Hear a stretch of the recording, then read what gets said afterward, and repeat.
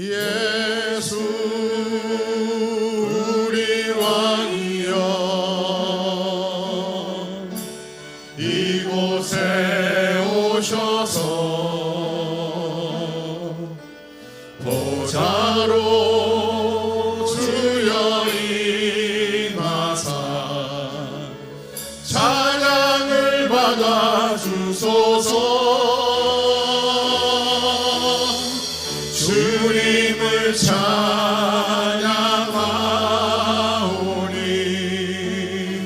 주님을 경배하오니, 왕이신 예수여 오셔서 좌정하사 다스리소서.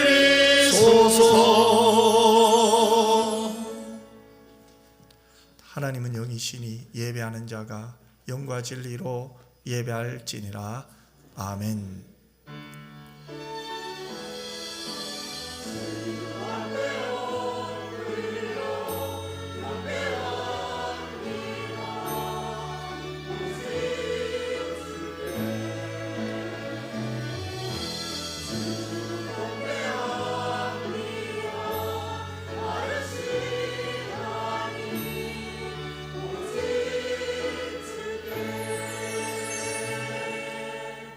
사랑 많으신 아버지 하나님, 오늘 아버지 앞에 왔습니다. 내 모든 짐을 대신 지시는 아버지 하나님, 그 하나님만 송축하러 왔습니다. 그 하나님을 더 깊이 알고 경험하기를 원합니다. 오늘도 내 영혼이 하나님의 말씀에 반응하게 하여 주시옵시고, 내 중심이 하나님으로 인하여 그 샬롬의 평안을 마음껏 누리는 축복의 시간 되게 하여 주시옵소서. 우리 은평의 모든 가족들이 함께 예배를 드릴 수 있는 모든 것이 은혜인 줄 믿습니다. 이 예배에 하나님의 임재를 경험하게 하시고 하나님과 동행하는 복된 삶을 허락하여 주시옵소서. 걸어가신 예수님 이름으로 기도드리옵나이다. 아멘.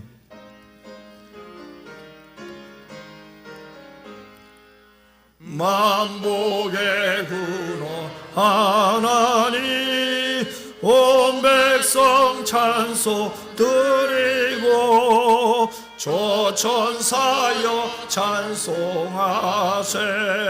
찬송 성부 성자 성령. 아멘. 하나님이여, 나를 판단하시되 경건하지 아니한 나라에 대하여 내 송사를 변호하시며 감사하고 불의한 자에게서 나를 건지소서. 주는 나의 힘이 되신 하나님이시거늘 어찌하여 나를 버리셨나이까? 내가 어찌하여 원수의 억압으로 말미암아 슬프게 다니나이까? 주의 빛과 주의 진리를 보내시어 나를 인도하시고 주의 거룩한 산과 주께서 계시는 곳에 이르게 하소서. 그런즉 내가 하나님의 제단에 나아가 나의 큰 기쁨의 하나님께 이르리이다. 하나님이여, 나의 하나님이여, 내가 수금으로 주를 찬양하리이다. 내 영혼아, 내가 어찌하여 낙심하며 어찌하여 내 속에서 불안해하는가? 너는 하나님께 소망을 두라. 그가 나타나 도우심으로 말미암아 내 하나님을 여전히 찬송하리로다.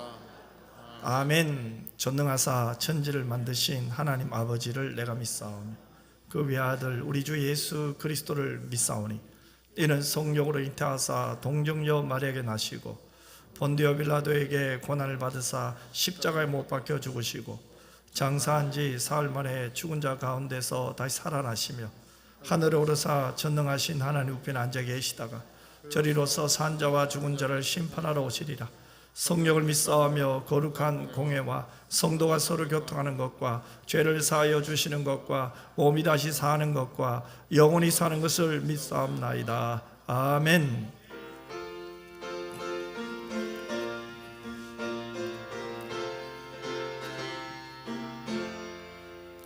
주 사랑하는 자 다 찬송할 때에 그 보좌 앞에 들러서 그 보좌 앞에 들러서 큰 영광 돌리세 큰 영광 돌리세 저 밝고도 묘한 시온성 향하여 가세 내 주의 찬란한 성에 찬송하며 올라가세 주 믿지 않는 자 다 찬송 못하나 하나님 자녀 된 자들 하나님 자녀 된 자들 그 기쁨 전하세 그 기쁨 전하세 저 밝고도 묘한 시온성 향하여 가세 내 주의 찬란한 성에 찬송하며 올라가세 저 하늘 황금길 나 올라갈 때에 시온성 언덕 위에서 시온성 언덕 위에서 수많은 천사들 날 인도하리라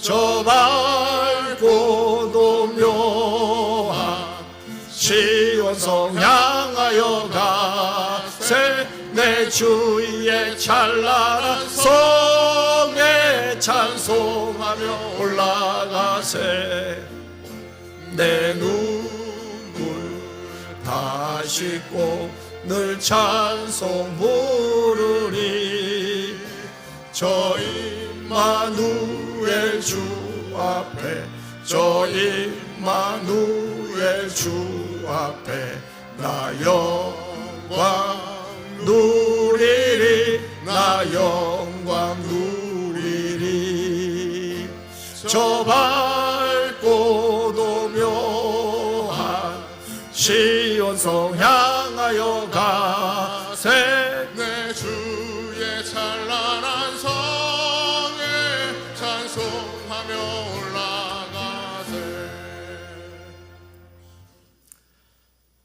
찬양을 받으시기에 합당하신 존귀하신 하나님, 저희들을 사랑하시고 주님 품 안에 품어주셨다가 오늘 이 거룩된 주일 예배 시간에 함께 참석하여서 하나님께 예배드리게 됨을 감사드립니다. 저희들이 하나님을 많이 사랑하면서 한다고 말은 하지만은 때로는 세상에 귀를 두고 눈을 두고 주님이 두드리는 마음의 문을 듣지도 보지도 못할 때도 있었습니다. 세상의 욕심과 세상의 즐거운 것 때문에 주님을 잊어버리고 살아갔던 지난 잘못을 하나님 용서하여 주시옵소서. 우리들이 주님을 찾아가는 것이 아니라 주님은 언제나 우리들을 찾아오시고 우리의 마음 문을 열기를 기다리시는 그 주님의 한없는 사랑을 잊지 않고 기억하며 우리 온 성도들이 날마다 마음 문을 활짝 열고 주님과 함께하는 복된 삶을 살아갈 수 있도록 은혜를 다하여 주시옵소서. 우리 연평교회를 55년 동안 이렇게 이곳에서 하나님께 영광 돌리게 하심을 감사드립니다. 지나온 많은 세월 중에도 하나님 앞에 교회를 통한 불미스러운 것들도 하나님 용서하여 주시고 우리 연평교회를 변함없이 더욱 사랑하여 주셔서 우리 온 성도들이 함께 이제 더욱 기도할 수 있는 은혜를 다하여 주시옵소서. 우리 연평교회가 있는 이 자리에서 성도들과 교회들이 다시 일어나게 하옵소서. 우리 온 성도들과 교회가 하나님의 뜻을 따라, 하나님의 은혜를 따라, 하나님의 인도하심을 따라 부흥의 길로 달려가는 큰 은총이 함께하여 주시옵소서. 우리 은평교회 하나님께서 필요한 하나님의 뜻에 따라 교역자도 보내주시고, 하나님의 뜻에 따라 필요한 중직자들도 하나님 세워 주시옵소서. 우리 은평교회가 이웃의 참 소금과 빛의 역할을 잘 감당할 수 있도록 하나님 은총 가운데 날마다 인도하여 주시옵소서. 호국 보훈의 달을 맞아 순국 선녀들과 상위 용사들을 저희들 다시 한번 기억합니다. 나라와 민족을 위해서 진정으로 몸 바치고 애국하신 그 애국심을 저희들과 우리 후손들이 잊지 않고 계승할 수 있도록 하나님 은혜를 다하여 주시옵소서. 이 나라 이 민족 하나님 더욱 사랑하여 주시고 하나님을 많이 사랑할 수 있는 민족들로 변화되게 하여 주시옵소서. 대통령에게 하나님께서 함께하여 주시고 하나님께 지혜를 구할 수 있는 믿음을 주셔서 날마다 하나님께 지혜를 구하며 통수권자로서 이 나라를 잘 통치할 수 있도록 도와주시옵소서. 이 시간 할렐루야 찬양대 정성으로 하나님께 찬양을 드립니다. 찬양을 하나님 홀로 영광 받아 주시옵소서. 주의 사자 목사님 단위의 말씀 들고 세워주셨사오니 날마다 시간마다 성령으로 충만케 하여 주시고 영육을 강건케 하여 주시며 말씀 전하실 때마다 이 말씀이 우리의 심령에 살아 역사하게 하여 주시옵소서. 혈류증으로 세상에 여러 가지 방법을 다했지만은 절망 속에 있는 여인이 예수님의 옷자락이라도 만지겠다는 믿음을 보시고 네 믿음이 나았다고 하셨는데 우리도 이런 작은 믿음이지만은 큰 능력을 행하는 믿음의 은혜가 이 말씀을 통하여 있게 하여 주시옵소서.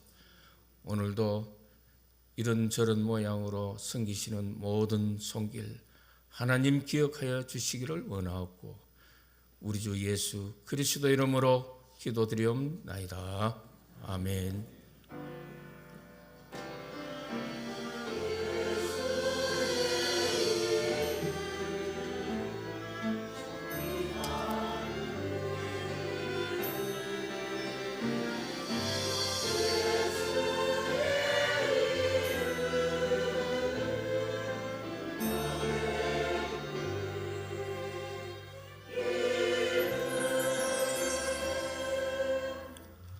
하나님 말씀은 마가복음 5장 25절에서 34절인데요. 저와 여러분 한 절씩 교독했으면 좋겠어요. 12해를 혈루증으로 앓아온 한 여자가 있어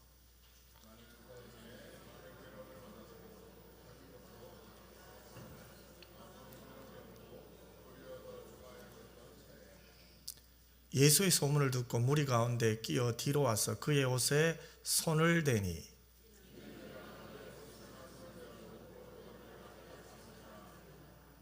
이에 그의 혈루근원이 곧 마름에 병이 나은 줄을 몸에 깨달으니라.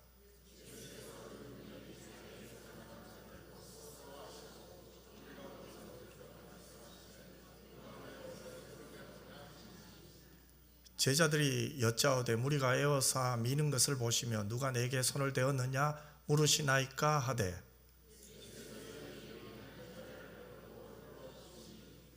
여자가 자기에게 이루어진 일을 알고 두려워하여 떨며 와서 그 앞에 엎드려 모든 사실을 여쭈니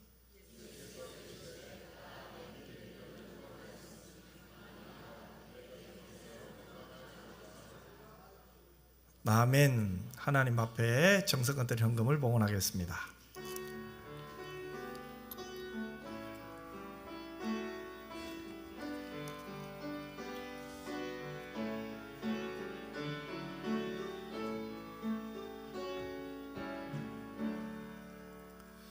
기도드리겠습니다. 참 좋으신 아버지 하나님, 고맙고 감사합니다.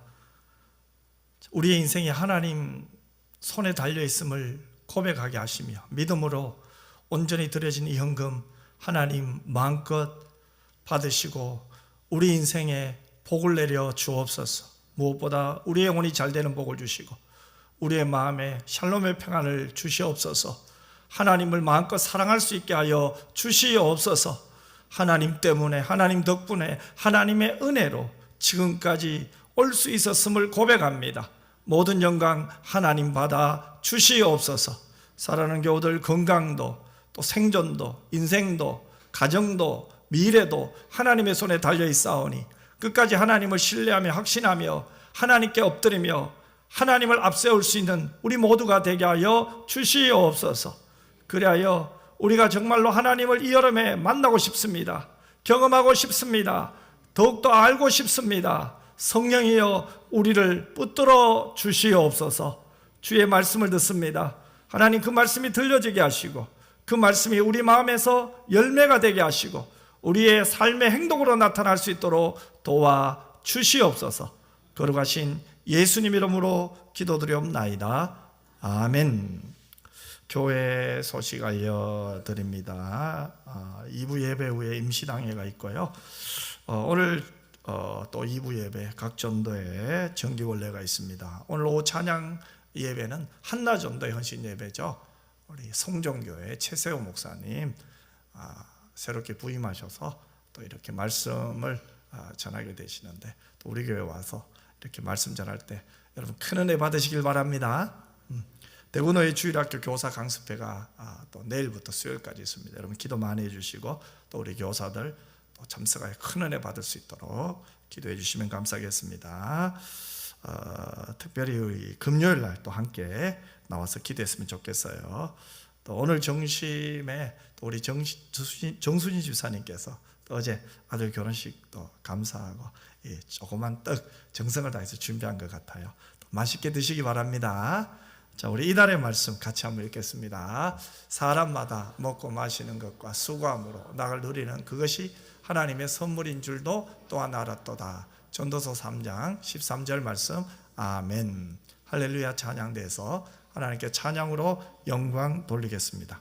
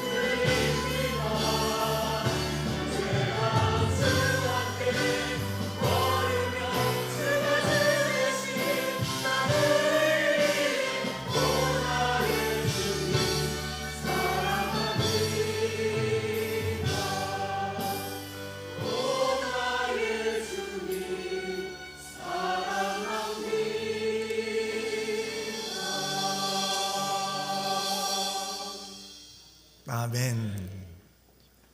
여러분, 여러분의 주님, 나의 주, 나의 하나님 사랑하시죠?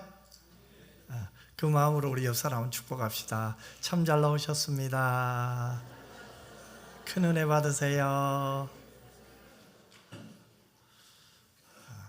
하나님이 처음 사람을 창조하셨을 때는 질병으로 고생하는 일이 없었어요. 그러나 인간이 타락한 이후에 질병은 우리 삶의 가장 큰 고통이 되었죠. 모든 좋은 것을 소용없게 만드는 것이 병인 것 같아요. 여러분, 몸이 아프면 즐거움이 다 사라져요. 몸이 병들면 재미가 없어요. TV, 영화도 재미없고 먹는 것도 재미없고 여행 가는 것도 힘들어져요. 여러분, 몸이 아프면요, 돈이 있고 성공을 해도 소용이 없어요.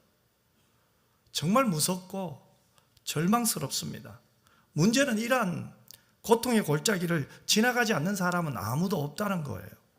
남녀노소 빈부의 격차를 막론하고 질병으로 인한 고통은 반드시 찾아옵니다.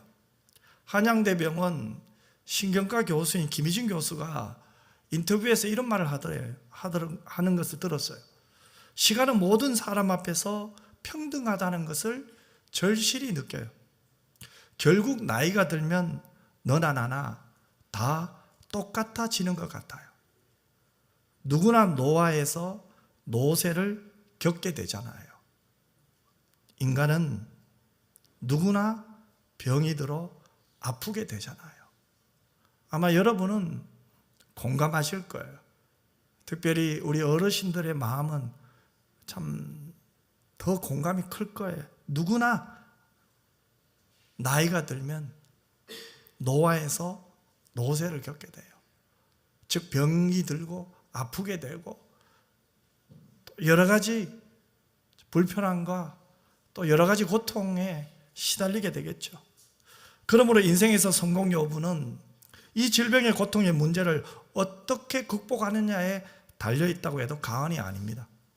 어떤 이들은 질병의 고통을 통해 자신의 삶을 돌아보고 하나님을 더 가까이 하게 되는 복을 받는가 하면, 또 어떤 이들은 이 고통 앞에서 속절없이 무너지게 되는 것도 보게 돼요. 자, 그렇다면 우리 인생 가운데 찾아오는 이러한 병들과 고통 속에 우리는 어떻게 대처해야 합니까? 오늘 본문은 이 절망과 고통 중에 올바로 대처하기 위해서 믿음으로 주님께 나가야 한다고 말씀하고 있어요. 자, 오늘 본문 또 보면 질병으로 고통받는 한 사람이 등장하죠. 혈우증을 앓고 있는 여인입니다. 혈우증은 특정 신체 부위에서 피가 계속 흘러내리는 아주 고약한 병이죠. 하루 이틀도 아니고 12년 동안이나 치료를 계속했으니 이 여인의 건강이 어떠했겠습니까?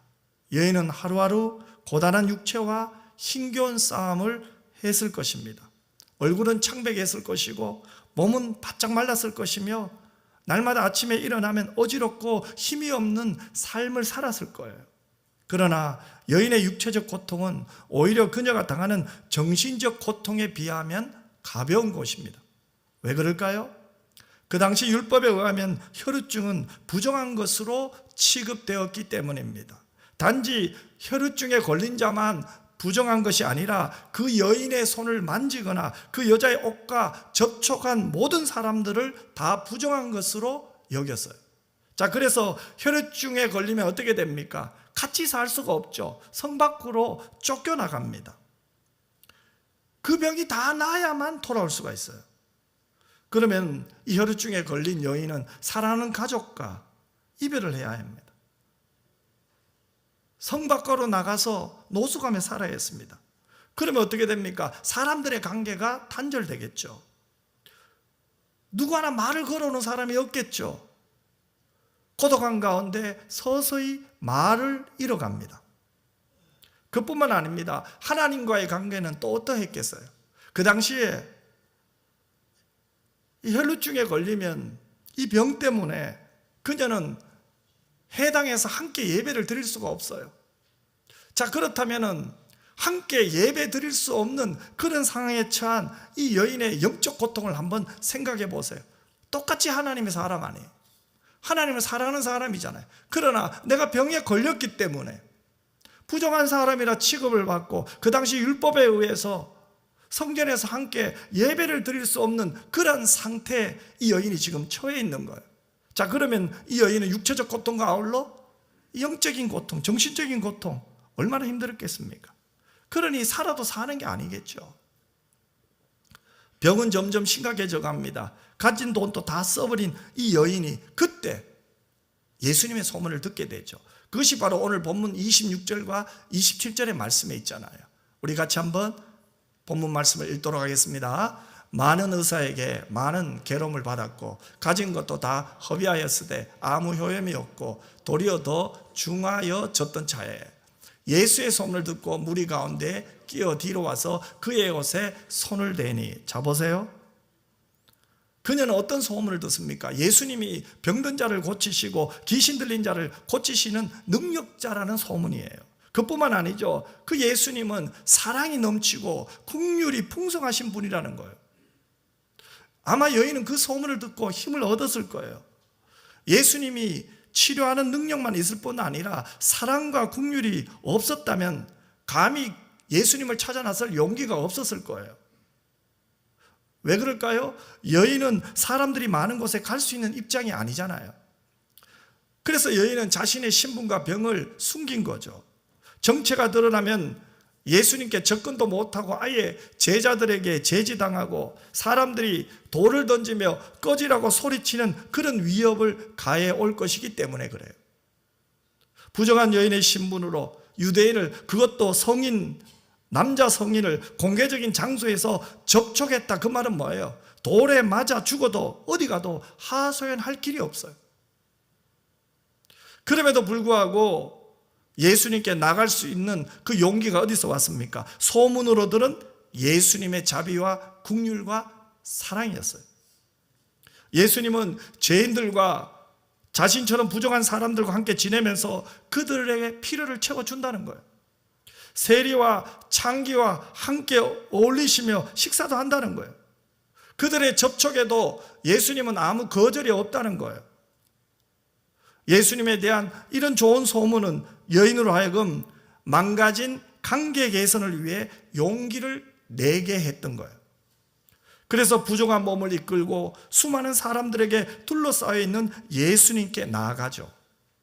어려움을 당했을 때 예수님께 나아가는 것이 뭐 그리 어렵다고 질문할 수도 모르겠습니다. 하지만 막상 우리가 고난에 처해 보면 그것이 결코 쉬운 일이 아님을 우리는 알고 있어요. 여러분, 과거에 여러분이 고난에 처했을 때를 한번 생각해 보세요. 극심한 고난 가운데 여러분이 그 고통 속에서 처한 첫 번째 행동이 뭡니까? 우리의 머리로는 하나님께 기도해야 되지, 주님께 나가야 되지 생각하지만 사실 막상 고통 중에 있으면 그렇게 행동하는 사람이 많지 않아요. 당장 어떻게 합니까? 낙심하죠. 슬퍼하죠. 당황해야 합니다. 왜 내게 이런 일이 일어났을까? 속상합니다. 원망이 먼저 일어납니다. 그리고 어떻게 합니까? 이 사람 저 사람을 찾아다녀요. 그러다가 뜻대로 되지 않으면 어떻게 합니까? 낙심하고 원망하고 불이 다 죽어버려요. 하지만 성경은 그것이 우리의 믿음의 사람들이 취할 태도가 아니라고 분명히 말합니다. 아무리 예상치 못했던 고통이 와도 그 고난 속에서 우리는 하나님을 찾아야 될 줄 믿습니다. 여기서 우리는 고난 가운데 있음에도 불구하고 그래도 기도해야 되는 이유를 찾을 수가 있습니다. 여러분, 기도가 무엇입니까? 하나님을 찾는 거예요. 중한 병에 걸리더라도, 불행한 일이 있더라도, 인간관계가 다 끝났다 하더라도, 때로는 오해를 받고 무시를 받고 있다 하더라도 그래도 하나님께 가면 살아요. 여러분, 세상이 우리를 버리면 우리는 하나님께 가면 됩니다. 그런데 만일 하나님이 우리를 버리시면 우리는 어디로 가야 합니까?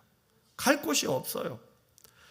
여러분, 이 자세가 왜 중요합니까? 하나님이 나를 버리시면 나는 다른 데 가겠습니다. 탕자죠. 하나님 외에 다른 길이 있다고 믿는 것 탕자죠. 이것이 둘째 아들 아닙니까? 여러분, 우리가 하나님을 떠나 어떤 대안이 있겠습니까? 없어요. 우리가 아무리 절망 중에 있더라도 포기하지 않고 하나님을 찾으면 희망이 있다는 것을 믿으시길 바랍니다. 그래서 여러분, 절망 속에서 기도는 샬롬의 길을 가게 해요. 왜요? 하나님은 샬롬이잖아요. 그 평강의 하나님이 때마다 일마다 우리 마음에, 우리가 기도할 때 빌립보 4장의 말씀처럼 뭐예요? 우리가 기도하면, 그리하면 어떻게 됩니까? 하나님의 평강이 그리스도 예수 안에서 우리의 마음과 생각을 지켜주실 줄 믿습니다. 그러면 뭐예요? 기도는 희망이에요. 여러분, 기도를 절망 속에 낭비하지 마세요. 기도는 낭비하는 게 아니에요. 기도는 하는 거예요. 기도는 이론이 아니에요. 기도는 하나님밖에 없다는 거예요. 하나님이 나를 버리시면 나 다른 길이 있습니다가 아니라 하나님 나를 버리시면 나는 끝이라는 거예요. 그게 기도예요. 우리가 연약해 범죄하죠. 그래도요, 기도하면 살아요. 회개하면 살아요. 하나님께서 우리를 불쌍히 여겨주시기를 바라고 기도하면 살아요. 여러분, 그것이 중요합니다. 하나님께서는 바로 이런 자세를 귀중히 여기세요. 시편 139편 7절과 10절에 보면 이런 말씀이 있습니다. 우리 같이 한번 읽었으면 좋겠습니다. 내가 주의 영을 떠나 어디로 가며 주의 앞에서 어디로 피하리이까? 내가 하늘에 올라갈지라도 거기 계시며 소홀의 내 자리를 펼지라도 거기 계시니이다. 내가 새벽 날개를 치며 바다 끝에 가서 거주할지라도 거기서도 주의 손이 나를 인도하시며 주의 오른손이 나를 붙드시리이다. 아멘. 거기서도 주님이 나의 손을 붙드신다는 거예요. 거기서도 주의 손이 나를 인도하신다는 거예요. 여러분, 이 말은 무엇입니까? 이 시인의 고백은 이거예요. 나는 주님을 떠나서는 살 수 없습니다. 나는 기도하지 않고서는 살 수 없습니다. 여러분, 이 고백만 있으면 우리는 어떤 힘든 일이 오더라도 우리는 승리하게 돼요. 이겨내게 돼요. 절망 중에 포기하지 말고 하나님을 찾으면 반드시 희망이 있다는 사실을 믿으시기를 바랍니다. 12해를 혈루증으로 앓던 여인은 예수님의 소문을 듣고 이제 무리 가운데 끼어 그분 뒤로 몰래 다가갔습니다. 위험을 각오하고 예수님께 나간 거죠. 이제 나의 마지막은 저분밖에 없다는 거예요. 그 심정으로 내가 저분의 옷자락에 손만 대어도 구원을 받으리라고 생각했던 거죠. 자신이 손댄 사람은 다 부정해지는 것을 그녀도 알았습니다. 그럼에도 여인은 그것을 알면서도 예수님의 옷에 손을 댄 거죠. 그러자 거짓말처럼 어떻게 됩니까? 혈루 근원이 말라버렸어요. 여인의 믿음대로 진짜로 혈루증이 치유되었습니다. 그렇게도 고통스럽던 몸이 순간적으로 깨끗해지는 것을 직접 체험한 거죠. 하나님의 능력은 언제나 이 같은 믿음을 가진 사람에게 열려 있어요. 또한 그 능력을 힘있게 됩니다. 멀리 항해하던 배 한 척이 풍랑에 쫓겨 그대로 떠내려갔어요. 여러 날 고생하는 동안에 마실 물이 떨어져 선원들은 고생을 했어요. 그들이 육지로 마실 물을 좀 보내달라고 급하게 신호를 보냈더니 해답이 오기를 당신들의 배가 떠있는 그곳이 바로 아마존강 하류이니 배 옆에 있는 물을 마시면 되지 않겠냐고 답이 왔답니다. 여러분, 이것은 무엇을 말하고 있습니까? 하나님의 은혜는 항상 우리 곁에 있습니다. 문제는 내게 믿음이 없어 이 은혜를 체험하지 못하고 고민 속에 살고 있다는 거예요. 여러분, 오늘 본문의 여인을 보세요. 병에서 나음을 받는 순간 기쁨과 감사와 그 은혜에 감격하게 됩니다. 하지만 한편으로는 두려움도 생기겠죠. 왜 그럴까요? 마치 내가 예수님의 능력을 훔친 것 같은 죄책감도 들잖아요. 주님의 은혜를 도둑질한 기분도 들었단 말입니다. 그리고 또 한 가지 염려되는 것이 무엇입니까? 분명히 병으로부터 깨끗해졌어요. 그러면은 변화된 자기 자신에 대한 두려움도 있을 거 아니에요. 왜요? 이때까지의 인생의 소원은 뭡니까? 이 병만 낫게 해주세요. 그런데 지금 이 병이 나았잖아요. 그럼 이제부터 어떻게 살아야 됩니까? 그녀는 병이 낫고 난 다음에 내 인생을 어떻게 살아야 될지를 생각하지 못하고 12해 동안 이 병만 낫기를 원하고 이 병만 낫기를 소원하며 살았어요. 그런데 이 병이 한순간에 나와버렸잖아요. 그 다음 삶은요, 얼마나 두렵겠습니까? 병이 낫고 난 후에 삶을 생각하지 못하고 준비하지 못한 상태에서 병이 나아버렸어요. 그러니 그녀는 어떻게 감사를 표현해야 될지, 그녀는 어떻게 사랑을 표현해야 될지, 그녀는 어떻게 예수님에게 고맙다고 말을 해야 될지 모르는 거예요, 여러분. 여러분, 그것이 두려움이에요. 예수님께 감사하다고 표현해야 그녀가 해야 할 도리가 하지만 그녀의 신분이 드러나면 어떻게 됩니까? 돌에 맞게 됩니다. 또 예수님께는 어떻게 됩니까? 부정한 여인을 만났다고 예수님께도 어떻게 됩니까? 민폐가 되겠죠. 그래서 적당히 예수님과의 인연을 정리하고 떠나가죠. 그래서 예수님께로부터 발길을 돌리는데 갑자기 예수님이 물으셨어요. 누가 내 옷에 손을 대었느냐? 예수님은 누군가 내 옷에 손을 대었다고 말씀하시죠. 이 말은 뭡니까? 군중 속에서 예수님의 손을 만진 이 여인을 찾으시는 거예요. 그런데 제자들은 뭐라고 말을 합니까? 예수님이 인기가 많아서, 인기가 좋아서 많은 사람들이 서로 주님 가까이 오려고 밀고 당기다가 그래서 옷을 만질 수도 있고 닿을 수도 있지 않겠냐며 대수롭지 않게 대답을 하죠. 물론 있을 수 있는 이야기입니다. 그러나 예수님의 말씀은 전혀 그런 뜻이 아닙니다. 그저 지나가다가 스친 것이 아니라 예수님만이 희망이라는 믿음으로 예수님의 옷자락을 만진 바로 그 여인을 찾으시는 거예요. 예수님은 혈루증을 고친 여인이 많은 사람들이 보는 앞에서 예수님에게 나와 공적인 고백을 하기를 원하셨어요. 예수님을 공적으로 시인하게 만들려고, 고백하게 만들려고 누가 내 옷에 손을 대었느냐고 물으신 거예요. 여러분, 이것은 오늘도 마찬가지예요. 예수님은 본문의 여인과 같이 간절한 마음으로 교회에 나온 여러분 한 분 한 분을 오늘 또 개별적으로 찾으시며 만나기를 원하세요. 우리가 공동체적으로 함께 예배를 드려요. 하지만 하나님은 오늘 여러분 한 분 한 분의 마음을 보고 계세요. 생각을 보고 계세요. 여러분 한 분 한 분의 손을 하나님은 붙잡고 계세요. 개별적으로 하나님은 여러분 한 분 한 분을 다 만나고 계세요. 여러분, 이것이 복이에요. 그래서 우리가 예배를 드릴 때, 이 하나님의 임재를 경험할 때 어떤 고백을 합니까? 나도 하나님 사랑해요. 나 하나님의 사랑으로 여기까지 왔어요. 이후로도 영원토록 나는 하나님하고만 살겠어요. 그 아름다운 고백 어디서 있습니까? 하나님 앞에 예배를 드리는데 하나님을 만날 때 나오는 거예요. 저와 여러분의 인생이 하나님께 예배 드릴 때마다 개별적으로 여러분을 찾으러 오신 하나님, 임재하신 하나님을 만나시기를 주님의 이름으로 축복합니다. 여인은 자신의 신분과 형편을 예수님께 고백했어요. 여기에서 진정한 믿음이 생긴 거고 진정한 만남이 맺어집니다.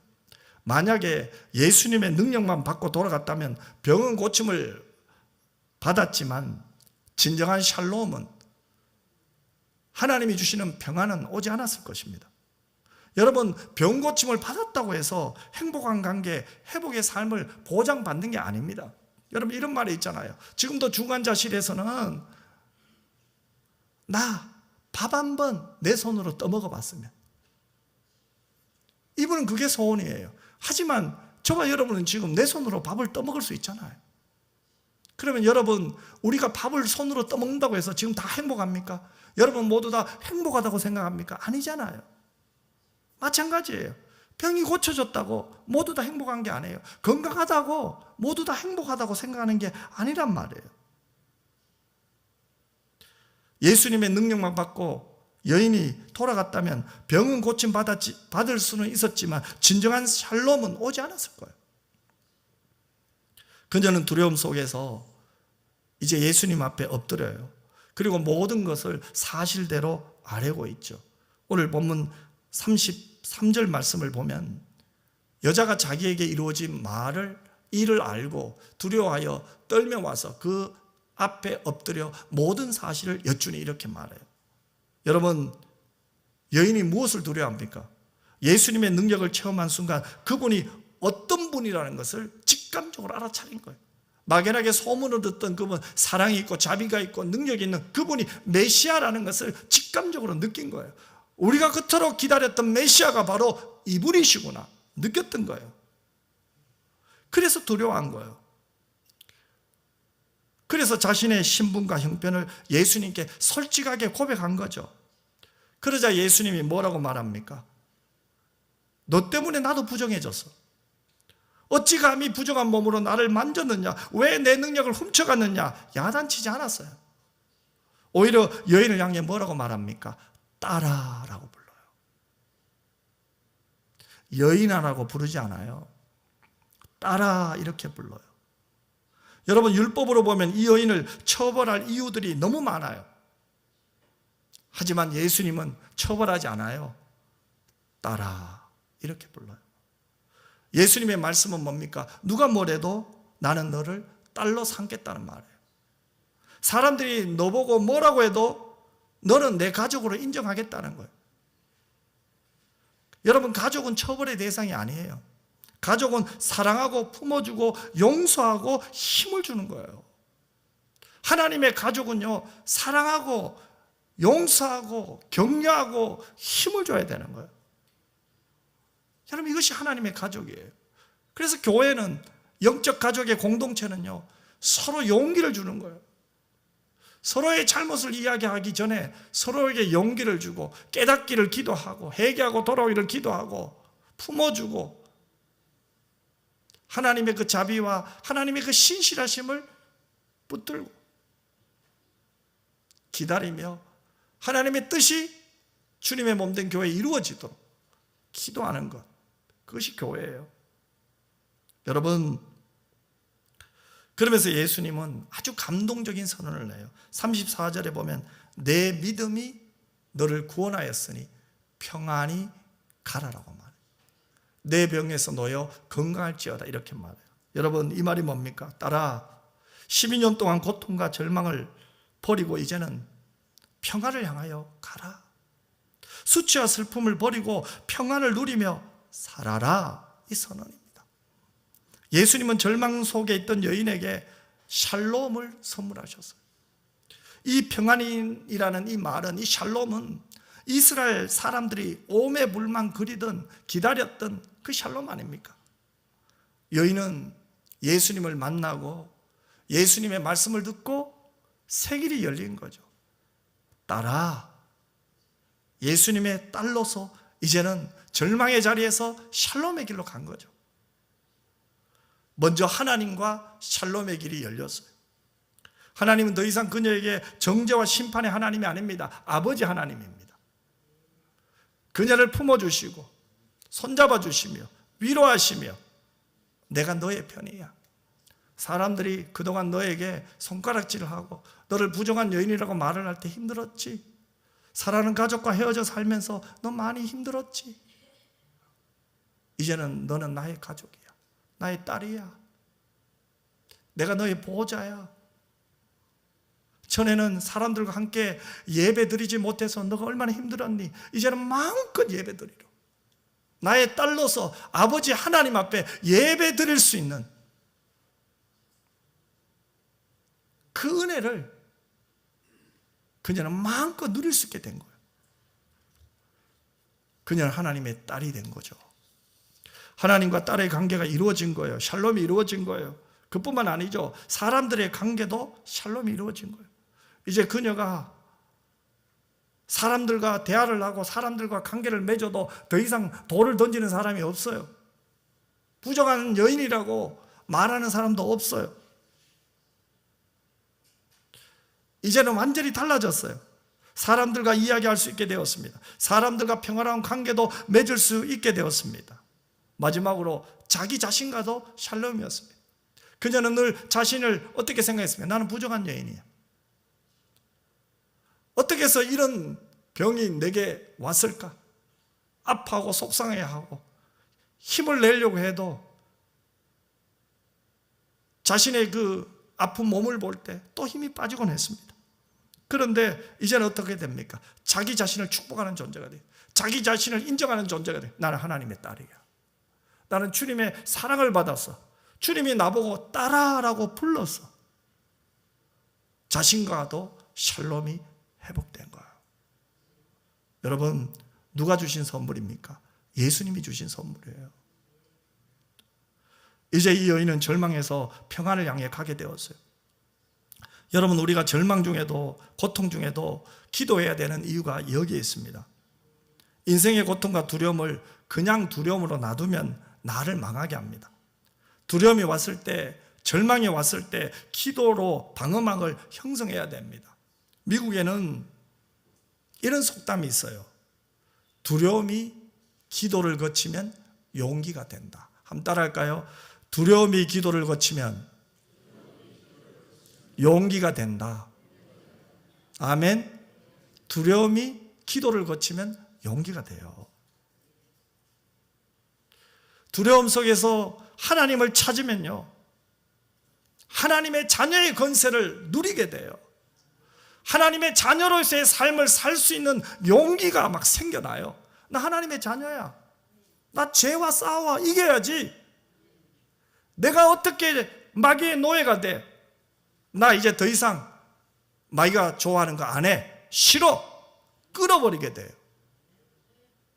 언제요? 기도하게 될 때요. 자녀의 권세를 누리게 될 때요. 그래서 우리는 기도해야 돼요. 그래도 기도해야 돼요. 왜요? 기도는 절망에서 샬롬의 길로 가게 하기 때문에 그래요. 여러분, 기도는 무엇을 얻는 수단이 아니에요. 그 자체가 목적이에요. 기도를 통해서 우리는 하나님과 교제하잖아요. 그 기도는 무엇을 위해 어떻게 살아야 할지를 가르쳐 줘요. 믿음을 끝까지 지킬 수 있는 용기도 줘요. 하나님이 허락하신 사명을 끝까지 갈 수 있는 길을 제시하는 것이 누굽니까? 하나님이에요. 언제요? 하나님께 기도할 때, 하나님께 물을 때, 하나님께 맡길 때, 하나님께 구할 때. 하나님 외에 다른 것 대안이 없다고 믿을 때, 주 나를 박대하시면 내가 어디 가겠습니까? 우리 믿음의 선진들이 힘들고 어려울 때마다 불렀던 찬송의 가사 아닙니까? 하나님이 나를 박대하시면 하나님 나 어디 갑니까? 이 여인은 예수님의 소문을 듣고 이 마음으로 왔을 거예요. 자비하신 주님, 그분이 나를 박대하면 나 어디 갑니까? 여러분, 이런 우리의 기도는 이런 간절함이 있어야 돼요. 주님이 나를 박대하면 갈 길이 없어. 사람이 나를 박대하면 하나님께 가면 돼요. 하나님이 나를 어디 갑니까, 여러분? 그래서 우리는 기도해야 돼요. 주변 상황이 악화될지라도, 힘들고 어려울지라도 우리 기도해야 돼요. 이런 사람은 비록 사람들이 원하는 성공을 거두지 못할지라도 적어도 하나님 앞에 섰을 때 부끄러운 사람은 되지 않을 것 같아요. 물론 고통과 시련의 시간은 기도에도 있어요. 낙담하고 무너질 것 같은, 그래서 모든 것을 포기하고 체념하고 싶은 그런 순간도 기도하는 가운데도 있어요. 하지만 포기하지 마세요. 하나님이 계시잖아요. 그래서 기도할 수 있는 거예요. 하나님을 찾을 수 있잖아요. 그 기도를 포기하지 마세요. 여러분, 기도를 낭비하지 마시기 바랍니다. 그래도 기도하세요. 그래서 본문의 여인처럼 절망에서 샬롬의 길로 나가시는 여러분 모두가 되시기를 주님의 이름으로 축복합니다. 이제 우리 한번 기도했으면 좋겠어요. 함께 좀 찬양하고 기도했으면 좋겠어요. 기도는 하는 거예요. 기도는 이론이 아니에요. 기도는 하는 거예요. 오늘 본문의 여인처럼 절망의 상에 있는 분이 있습니까? 하나님이 계시잖아요. 하나님께 기도하면 되잖아요. 아무것도 염려하지 말아라. 내게 기도해라. 내게 맡겨라. 그 주의 음성 듣는 여러분이 되었으면 좋겠어요. 우리 아무것도 두려워 말라. 가서 좀 띄워주세요. 같이 한번 같이 좀 찬양해 줬으면 좋겠어요. 우리 찬양하고 합심해서 한번 기도하겠습니다.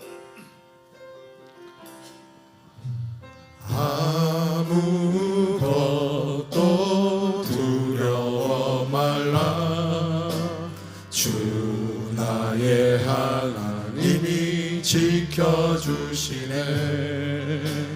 놀라지 마라, 겁내지 마라. 주님 나를 지켜주시네. 아무것도 두려워 말라. 주 나의 하나님이 지켜주시네. 놀라지 마라, 겁내지 마라. 주님 나를 지켜주시네.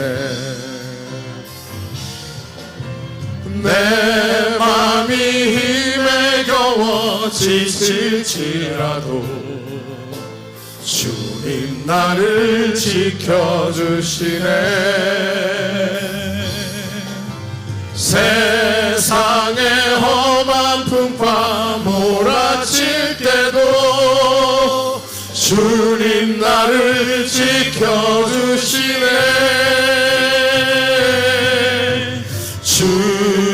주님은 나의 산성, 주님은 나의 요새, 주님은 나의 소망, 나의 힘이 되신 여호와. 내 마음이 힘에 겨워 지칠지라도, 내 맘이 힘에 겨워 지칠지라도 주님 나를 지켜주시네. 세상의 험한 풍파 몰아칠 때도 주님 나를 지켜주시네.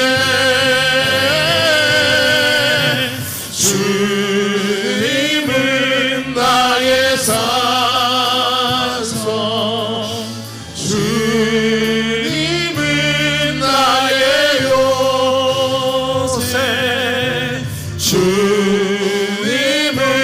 나의 소망, 나의 힘이 되신 여호와.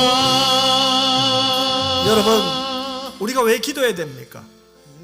절망의 자리에서도 우리가 하나님 앞에 기도하면 우리는 샬롬의 하나님을 만나요. 또 왜 우리가 기도해야 됩니까?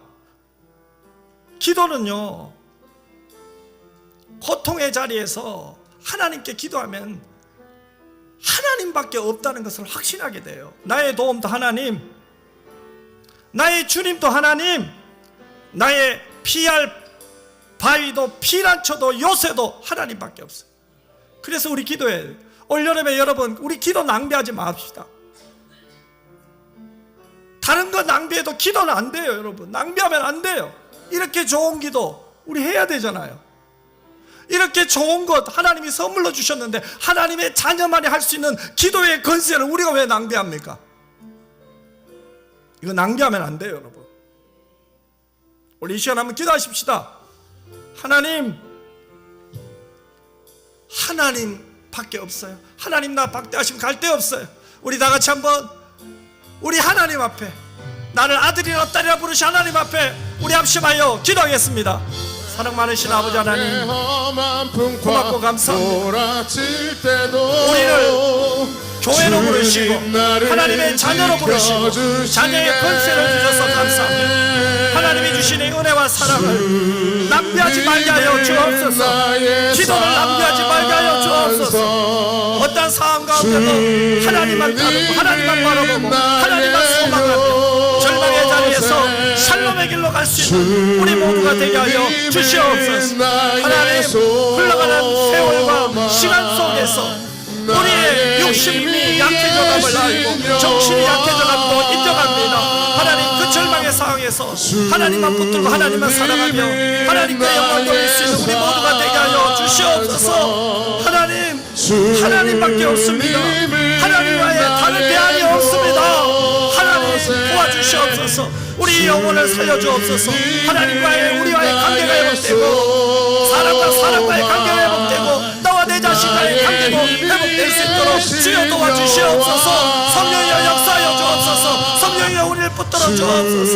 끝까지 하나님만 신뢰하게 하여 주옵소서. 끝까지 하나님만 바라보게 하여 주옵소서. 끝까지 그 하나님의 품 안에서 하나님이 주신 위로와 하나님이 주시는 그 생수를 마시며 오늘도 하나님의 인자를 경험하며 하나님의 자녀의 그 권세를 마음껏 누릴 수 있는 저희 모두가 되게 하여 주시옵소서. 성령이여 도와주시옵시고 오늘 다시 한번 하나님을 가까이 합니다. 하나님께 기도합니다. 하나님 우리를 도와주시옵소서. 주님 우리를 불쌍히 여기시고 우리 인생 가운데 하나님이 첫 번째가 되게 하시고 하나님이 우리의 모든 것이 되게 하여 주시고 우리의 피난 주시어 벗으시어 우리의 방패이신 하나님을 사랑하는 그런 가운데 하나님 우리가 거룩해지고 주님을 더 사랑하게 되고 주님께 영광 돌릴 수 있는 우리 모두가 될 수 있도록 주님 도와주시옵소서. 하나님밖에 없습니다. 하나님 기도를 낭비하지 않게 하여 주시옵소서. 하나님 외에 다른 대안이 없습니다. 우리의 인생 하나님 것이오니 아파도 하나님 찾겠습니다. 힘들어도 하나님께 나가겠습니다. 절망 속에서도 하나님 이름만 부르겠습니다. 내가 바라고 원하는 것 내 뜻대로 되지 않는다 해도 하나님이 최고이십니다. 거룩하신 예수님 이름으로 기도드리옵나이다. 아멘.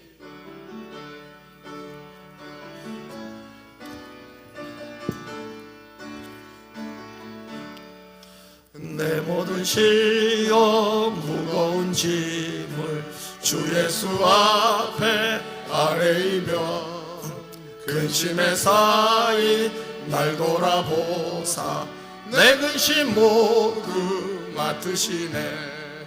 무거운 짐을 나 홀로 지고 견디다 못해 쓰러질 때 불쌍히 여겨 구원의 주님 은혜의 주님 오직 예수. 내 모든 괴로움 닥치는 한란 주 예수 앞에 아뢰이며 주께서 친히 날 구해 주사 넓으신 사랑 베푸시네. 무거운 짐을 나 홀로 지고 견디다 못해 쓰러질 때 불쌍히 여겨 구원의 주님 은혜의 주님 오직 예수.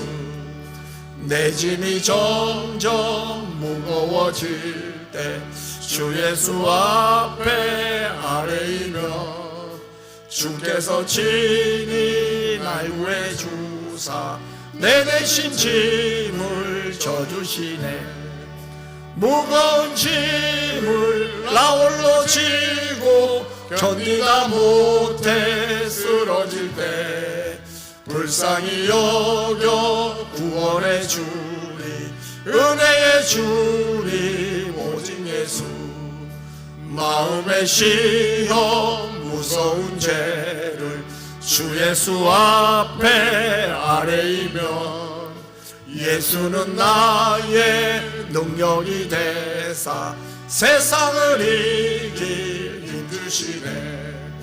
무거운 짐을 나 홀로 지고 견디다 못해 쓰러질 때 불쌍히 여겨 구원의 주님 은혜의 주님 오직 예수.